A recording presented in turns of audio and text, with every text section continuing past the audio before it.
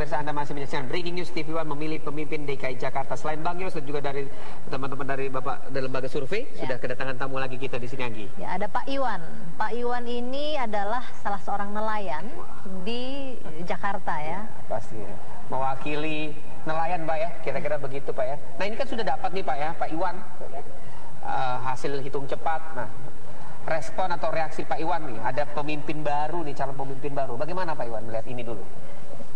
Dalam melihat pemimpin baru ini, saya berharap baik itu siapapun pemimpinnya yang terbaik buat masyarakat, harus mendengar aspirasi masyarakat dan aspirasi nelayan. Nelayan selama ini sudah disengsarakan oleh reklamasi. Selama 2 tahun, sampai sekarang belum ada yang bertanggung jawab, apakah itu pengembang, apakah pemerintah, apakah Pemda, belum ada yang bertanggung jawab. Nelayan sudah disengsarakan sekitar 2 tahun, sampai sekarang belum ada titik terang dan siapapun yang bertanggung jawab. Pak Iwan, disengsarakannya gimana Pak Iwan? Dalam disengsarakan itu, dalam mata pencariannya sudah jelas-jelas dirampas. Contoh budidaya kerang, berapa ribu budidaya kerang itu dirampas di Pulau CD itu. 2, di Pulau G itu dulu banyak biota-biota laut di situ, ya. Sekarang udah tiada lagi biota laut, walaupun ada pun tidak sesubur dulu. Jadi harapan kami dari nelayan, kalau memang kalau gubernur baru ini mendengarkan aspirasi masyarakat dan aspirasi nelayan yang tempatnya dirampas oleh reklamasi, harapan kami hentikan reklamasi dan jangan dilanjutkan reklamasi. Dan harapan kami laut Teluk Jakarta itu dulu subur sekali, dipulihkan kayak semula kembali. Artinya dipelihara kayak model dulu, ada mangrove dan airnya pun dipelihara biar jernih dan bersih dan nggak ada limbah. Artinya biar biota-biota laut di situ subur kembali. Nah, sekarang dengan tadi katanya disengsarakan, tidak bisa bekerja 2 tahun ini, penghasilan dari mana Pak Iwan untuk sementara waktu? Penghasilan nggak secara langsung, ada yang mengambil dari serabutan dia kerja lain, ada yang bertahan tetap dia mencari di Teluk Jakarta itu, walaupun dia masih ada yang bisa diambil di Teluk Jakarta itu, walaupun tidak sesubur dulu ya, atau sebanyak dulu. Jadi bandingannya begini, dulu dapat ikan nelayan tradisional taruhlah 50 kilo, nah sekarang paling 15 atau 20 ya. Tapi semenjak dihentikannya reklamasi pembangunan itu biota laut mulai subur kembali, dan nelayan mulai agak tersenyum lah adanya menghentikan reklamasi itu. Jadi nelayan sekarang sudah mulai tersenyum karena pas biota laut sudah mulai subur. Nah jika reklamasi itu dilanjutkan, artinya nelayan juga menjerit kembali. Nah ini tinggal untuk kedepannya bagaimana untuk memelihara laut Teluk Jakarta. Untuk tempat tinggalnya para nelayan itu sekitar situ Pak berarti Pak ya? Tempat tinggal di pesisir laut Pak, sama di pesisir Kali Adem. Sudah layakkah tempat pemukiman nelayan itu Pak menurut Bapak? Kalau menurut saya ya layak, karena dari dulu nelayan memang tempatnya begitu. Tidak bisa dikatakan mewah kayak rumah. Bukan, tapi kan bisa membahayakan mungkin dari keluarga dan nelayan itu sendiri Pak. Kalau dipindahkan misalnya. Kalau dipindahkan ya itu jelas dia pada keberatan, karena dia tidak mau jauh dari laut dan tidak mau jauh dari sungai. Itu nelayan. Jadi kalau solusi untuk dipindahkan ke rusun itu tidak membantu juga ya untuk nelayan? Kalau solusi dipindahkan ke rusun, itu kan di situ ada 3 faktor nelayan. Nelayan tangkap, nelayan pengolah, nelayan pedagang. Jadi nelayan tertangkap dan nelayan pengolah itu tidak bisa berjauhan ya. Dia maunya di dekat laut atau di pinggir sungai yang jauh. Bisa melihat perahunya itu keadaan aman apa enggak, tenggelam apa enggak kena hujan. Nah itu nelayan tangkap. Itu tugas Pemda saja Pak nanti Pak, ada yang menjaga ya para nelayan nanti. Kalau nelayan pedagang mungkin bisa di rusun, yang pedagangnya ya. Tapi kalau untuk tangkap sama pengolahnya itu tidak bisa. Nah Bang Yos, kalau melihat itu, kalau berdasarkan pengalaman Bang Yos mengelola Jakarta, khususnya juga untuk mengakomodir nelayan-nelayan ini, seperti apa bagusnya? Ya saya pernah bilang contoh, saya melihatnya di Marunda, itu kan nelayan semua isinya kan. Gitu. Memang prinsip nelayan itu harus dekat dengan pantai kan. Karena yang budidaya juga harus ditungguin terus, kan takut dicuri orang kalau enggak kan. Perahunya juga harus dilambatkan di mana. Saya pernah membuat konsep seperti itu perkampungan nelayan ya, di mana sudah saya hitung berapa gitu sehingga perahu sekian itu bisa parkir di teluk itu gitu, itu sudah pernah ada konsepnya. Lalu rumahnya di mana gitu, tetap di situ bukan hanya rumah saja, harus dilengkapi dengan sama sosial. Yang paling pokok kan sekolah dan rumah sakit gitu kan, sehingga kalau mereka berlayar gitu ya, melaut itu, mereka nggak pernah berpikir bahwa istrinya lagi hamil tua, udah tenang aja dan larikan kan sebelahnya ada rumah sakit apapun gitu. Sekolah juga anaknya jalan kaki sampai gitu. Jadi harus orientasinya ke sana gitu. Jadi sekali lagi pandai-pandailah mengelola dana yang sangat besar saya menilainya saat ini DKI kan. Walaupun memang saya kalau ketemu gubernur-gubernur di kota besar seperti Moskow, ketemu gubernur di Tokyo, saya tanya berapa anggaranmu.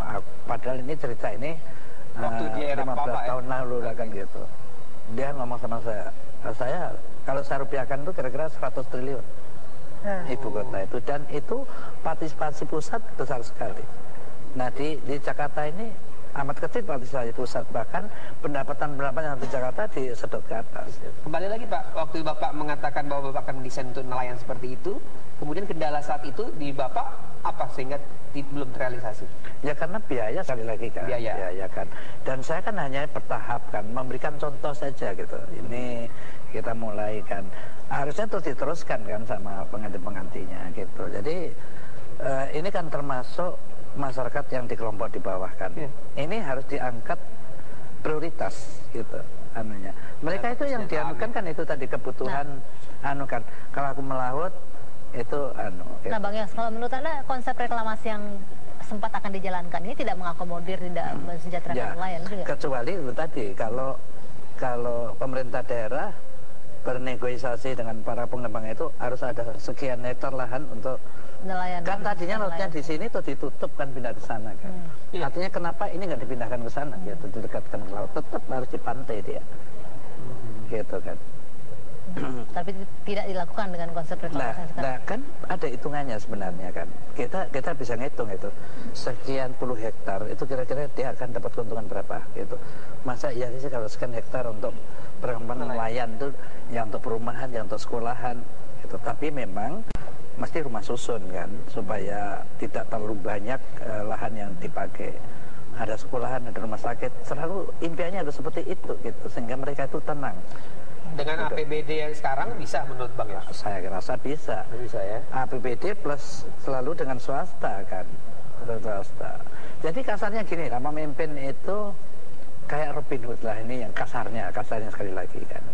Artinya bagaimana bisa minta mengambil dari orang kaya ini untuk yang lemah dulu gitu.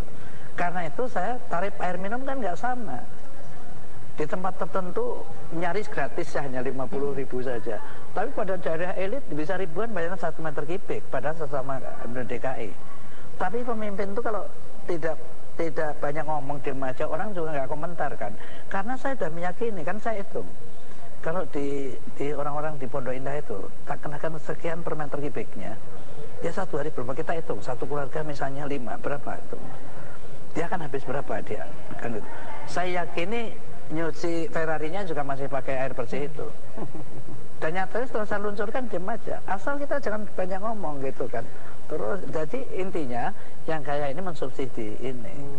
Nah mengapa dulu ada IRP juga gitu, kita pungutin mobil-mobil yang jalan ini kan, nah itu untuk mensubsidi transportasi massal.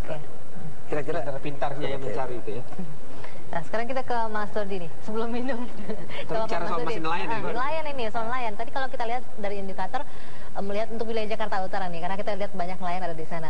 Di Jakarta Utara hasil perolehan suara itu 48,85 untuk Ahok Jarot, 51,15 untuk Anies Sandi. Ini artinya sepertinya suara nelayan kemana ini masuknya di situ? Saya atau tidak? Ada yang bergeser di sana ya, karena pada putaran pertama itu yang dimenangkan oleh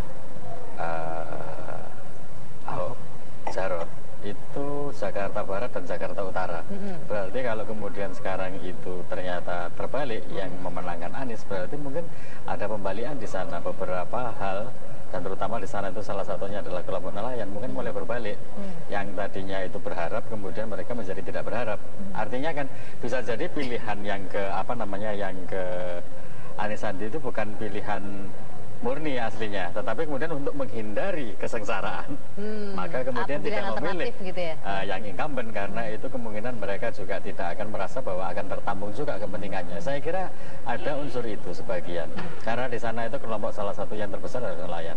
Nah, Mas Michael, kalau di Polmark sendiri untuk wilayah Jakarta Utara gimana? Gimana sih sebaran suaranya nih, dengan melihat hasil tadi itu ya? Kalau Jakarta Utara, kalau kita lihat hasil quick count, itu 52% dimenangkan oleh Anies Sandi, Ahok itu 48%.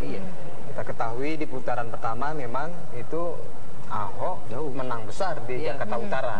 Itu basis masanya dia gitu. Nah, ini kan berarti ada pergeseran ya, karena memang selama ini belakangan ini kan mengkampanyekan reklamasi itu, ya itu gencar gitu.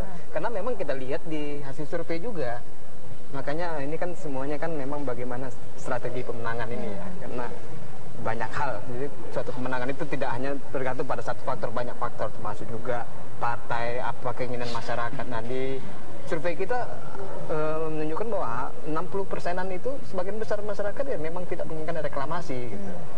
Jadi mungkin disitulah pergeserannya masyarakat ini. Jadi suara masyarakat, suara nelayan yang kecewa ini berpindah ke pasangan Anies Sandi. Iya, apalagi gencar terus ya. Tolak reklamasi itu sangat gencar dilakukan pada saat kampanye. Oke. Nah, Bang Yos, kalau kita lihat sebenarnya Jakarta itu butuh nggak sih tambahan lahan dari reklamasi ini? Nah, masalahnya begini kan. Saya sudah cerita tadi bahwa penduduk Jakarta ini tambah terus ya. Kalau tambah alami dari kelahiran itu mungkin paling baik kita. Zaman saya itu bisa saya tekan di bawah 1%. Tetapi yang tidak bisa kita bendung adalah pertambahan dari urbanisasi. Urbanisasi inilah yang masalahnya kan. Nah, bertambah orang tidak bisa kita elakkan penggunaan lahan harus ada. Artinya reklamasi. Karena itu untuk papan, untuk sarana sosial kan, ada sekolah, harus membangun infrastruktur kan. Ini nggak bisa kita tahu, rumah sakit harus tambah karena orangnya bertambah dan tambahnya kan nggak sedikit, kan gitu masalahnya. Nah, sekarang mau ngembangkan kemana Jakarta? Ke belakang kan, ke selatan, punya orang kan nggak bisa kan, karena itu lalu reklamasi jalan keluarnya. Andai kata ya konsep saya megapolitan ini diikuti, tidak perlu lagi kita reklamasi. Karena cukup lahan tadi.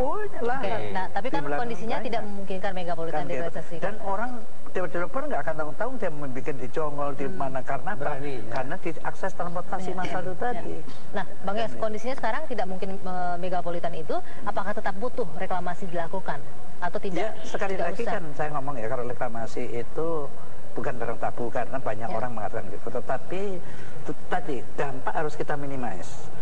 Dampak terhadap ini kan kita harus minimize. Kamu ditawarin kamu berreklamasi tapi saya minta sekian hektar untuk saya itu Pemda ngatur untuk mereka, nelayan, untuk warga gitu, kan harus berani ngomong kayak gitu kan. Dan ini juga tidak sederhana ya masalahnya, karena ini sudah kadung melibatkan investor. Investor kan bukan hanya dalam negeri, dari luar negeri.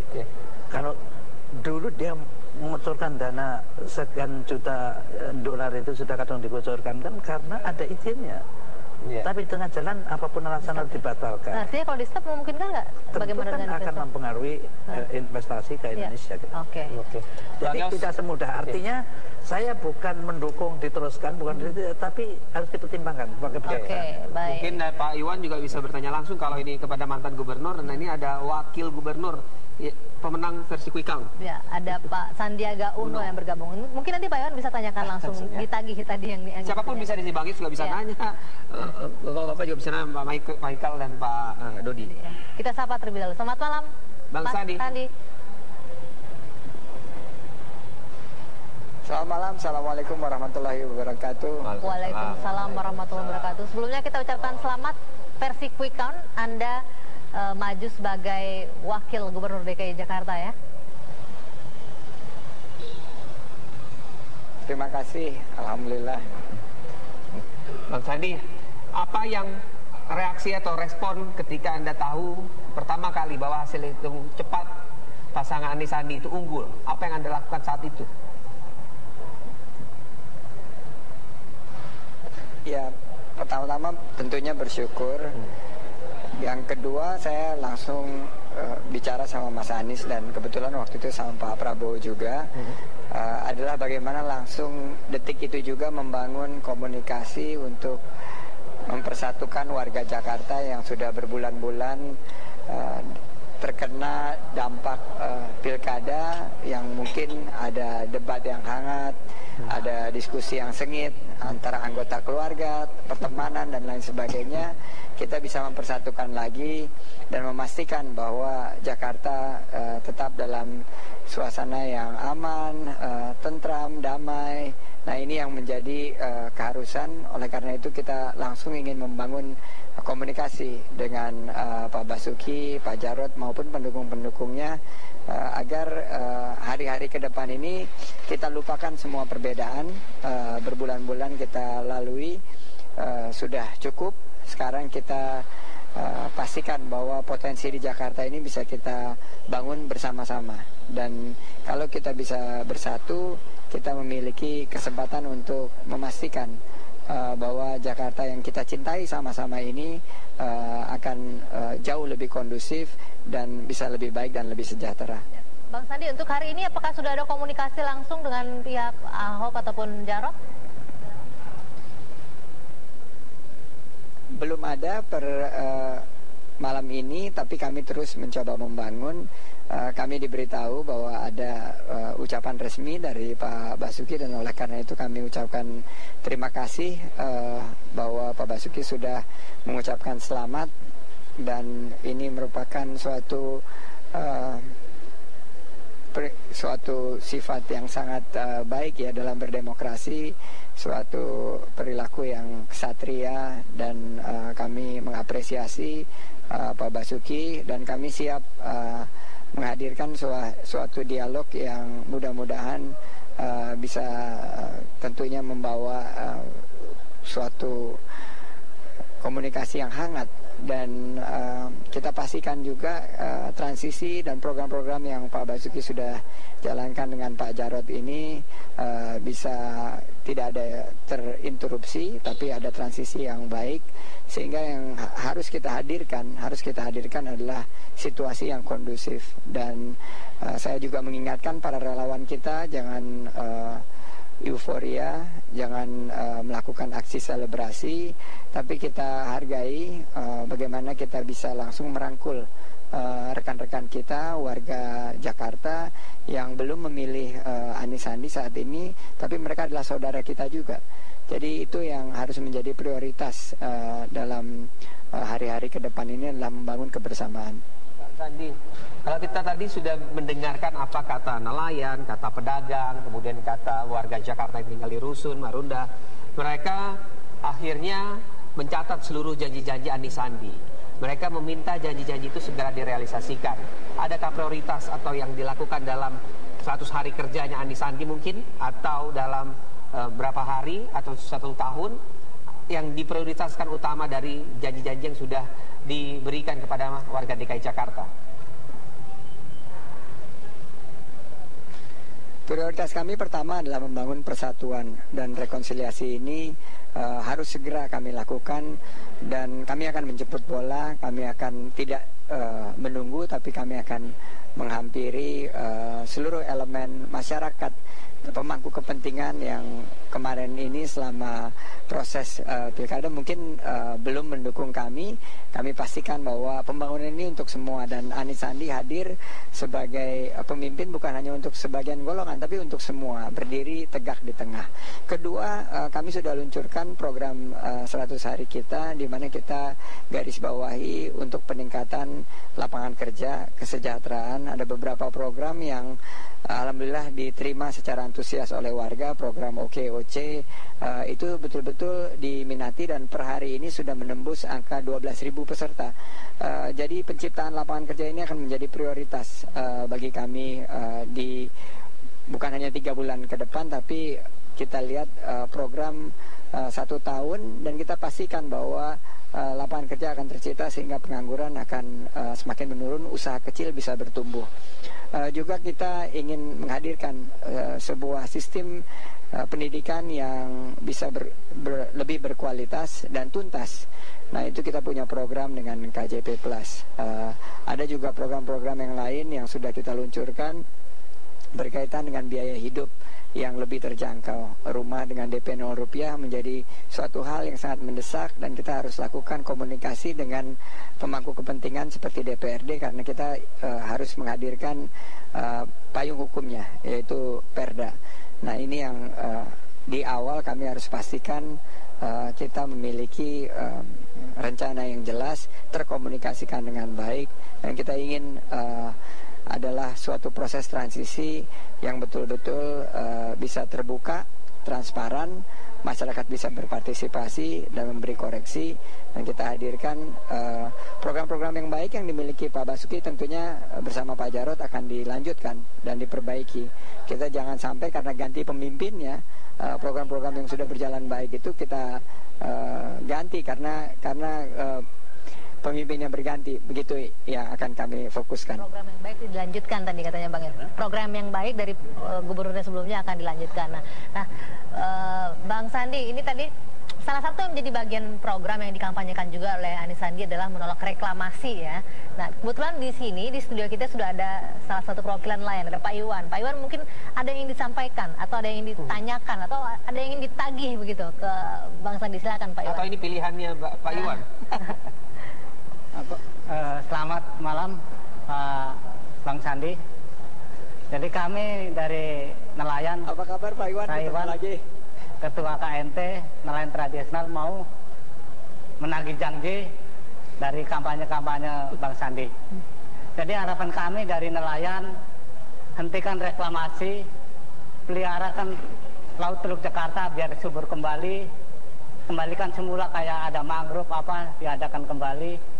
Lalu akuilah nelayan Teluk Jakarta yang ada kejelasannya, biar ada kejelasan mengenai surat menyurat, mengenai asuransi, mengenai kesejahteraan. Itu harus disampaikan atau harus dilakukan oleh direalisasikan oleh Bang Sandi yang akan menjabat sebagai gubernur yang akan datang. Silakan Wagub Bang Sandi. Makasih Pak Iwan, senang bertemu kembali, dan insya Allah kami terima amanah ini, dan kami memang akan menghentikan reklamasi sebagai realisasi daripada yang pernah kami sampaikan dalam janji-janji kami sebelumnya. Dan kita tentunya ingin nelayan itu sebagai bagian daripada pembangunan kita.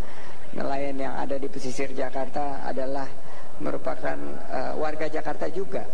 Jadi kemarin di debat terakhir ada diskusi yang sangat menarik, dan kami pastikan bahwa nelayan itu merasa diaku sebagai warga Jakarta. Saya sedih juga pertanyaan Pak Iwan dan kawan-kawan bahwa apakah mereka diakui sebagai warga Jakarta. Jadi itu yang harus digarisbawahi, bahwa kita hadir untuk membela yang tertindas, untuk membela yang selama ini dilupakan, dan kita pastikan juga ada solusi untuk nelayan yang sekarang menghadapi berbagai kesulitan dalam mencari nafkah.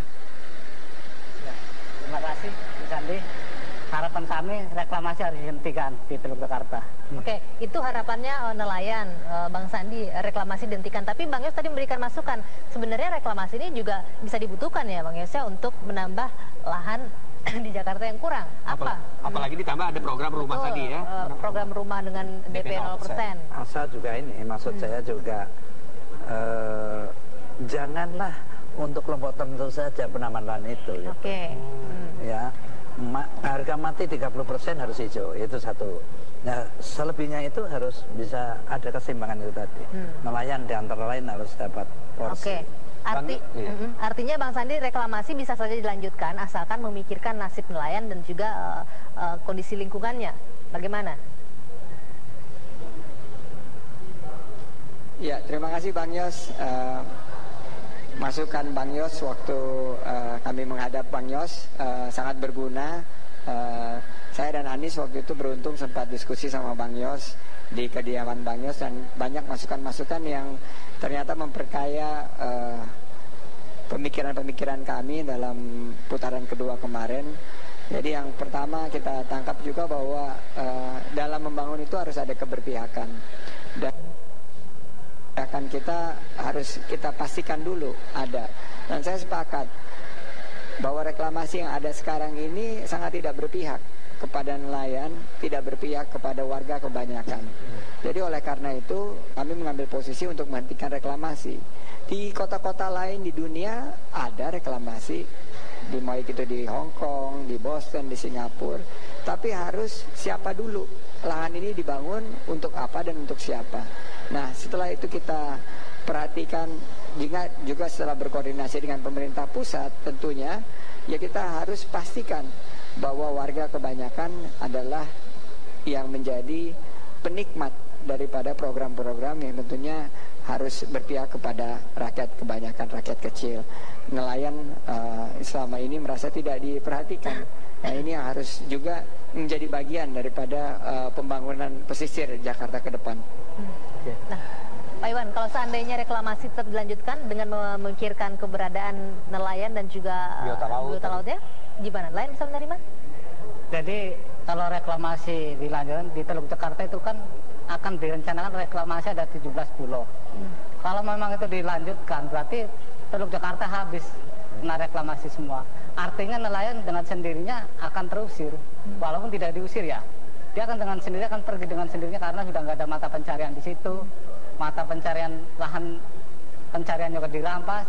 Ya dengan sendirinya akan pergi nelayan. Walaupun disiapkan konsep Bang Yos, kampung nelayan khusus segala macam, rumah sakit dan rumah susun seperti itu tidak akan bisa menjamin kesejahteraan nelayan. Karena nelayan sejahtera itu karena biota lautnya subur, karena lautnya ada, tidak dirampas oleh reklamasi, itu akan mensejahterakan. Tapi konsep-konsep hanya rumah, hanya tempat ini, mata pencariannya nggak ada ya sama aja, nggak bisa itu. Itu pandangan dari kami nelayan ya. Baik. Pak Iwan, terima kasih ya atas waktunya. Juga Bang Sandi kami harapkan juga masih bisa bergabung. Nanti ada komunitas di transportasi ya. Betul, yang juga akan berkomunikasi langsung dengan Bang Sandiaga Uno. Baik, Breaking News TV masih akan kami lanjutkan pemirsa usai jeda. Saat lagi tetaplah bersama kami.